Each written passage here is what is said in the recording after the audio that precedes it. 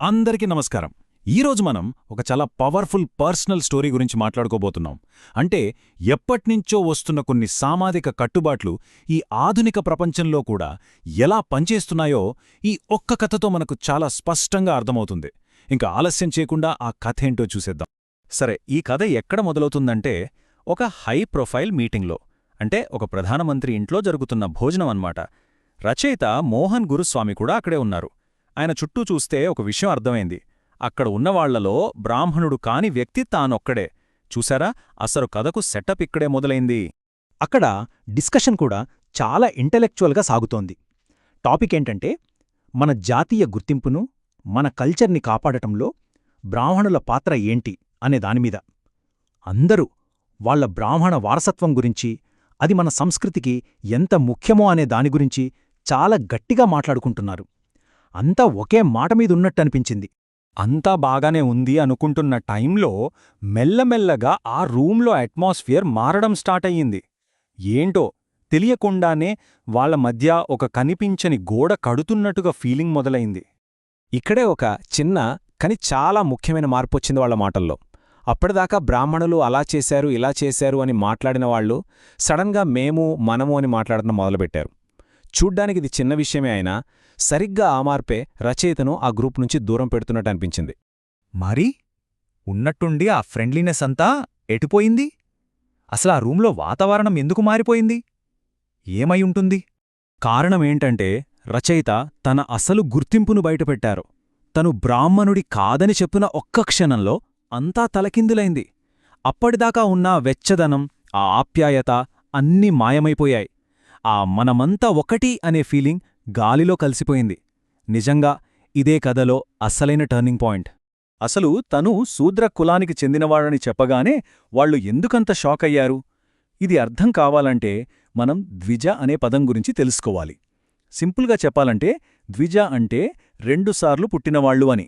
అంటే సంప్రదాయం ప్రకారం మొదటి 3 వర్ణాల వాళ్లన్మాట. రచయిత కనీసం ఆ ద్విజ కేటగిరీకి కూడా చెందరు అని తెలిసేసరికి వాళ్ళప్పుడే షాక్ అయ్యారు. అయితే కథ ఇక్కడతో అయిపోలేదు. దీనికి ఇంకో వైపు కూడా ఉంది. కొన్ని సంవత్సరాల తరువాత మన రచయితకు దీనికి పూర్తి భిన్నమైన ఒక అనుభవం ఎదురైంది. ఆ స్టోరీ ఏంటో కూడా చూద్దాం రండి.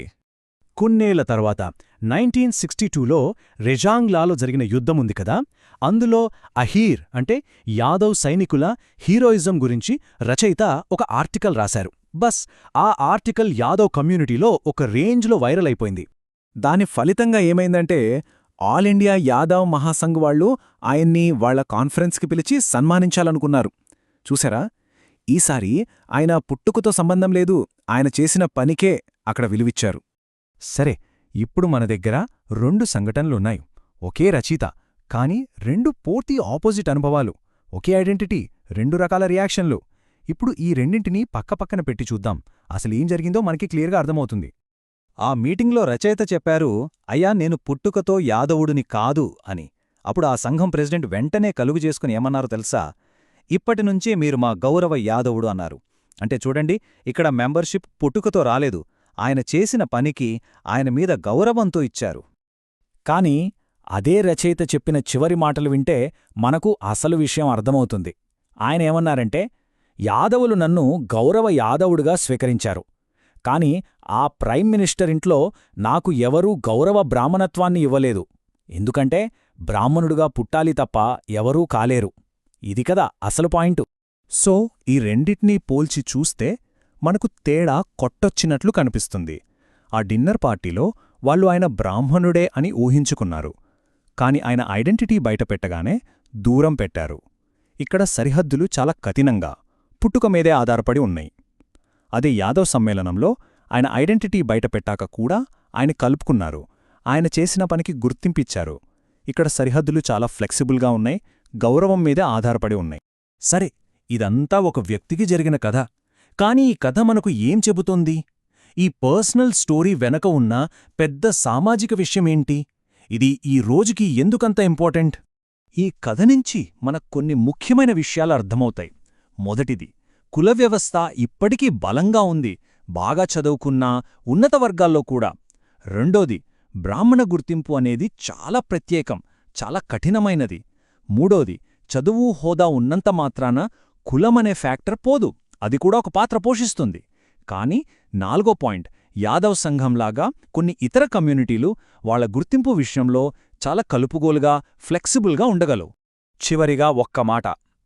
మన దేశంలో ఎన్నో సామాజిక ఆర్థిక మార్పులు వేగంగా వస్తున్నాయి. అయినా సరే కులమనేది ఇప్పటికీ మన సమాజంలో ఒక ముఖ్యమైన శక్తిగా అలాగే ఉండిపోయింది. ఇది ఈ విశ్లేషణ మనకు చెప్పే సత్యం. ఇదంతా చూశాక మన ముందొక పెద్ద ప్రశ్న మిగిలిపోతుంది. ఒక వ్యక్తి తన సొంత టాలెంట్తో కష్టపడి ఎంత పైకి వచ్చినా ఆ విజయాలు కూడా కొన్ని సామాజిక సరిహద్దులను చెరిపేయలేకపోతే మరి ఈ సరిహద్దులను నిజంగా మార్చడమెలా? అసలది సాధ్యమేనా? ఇది మనం ఆలోచించాల్సిన విషయం.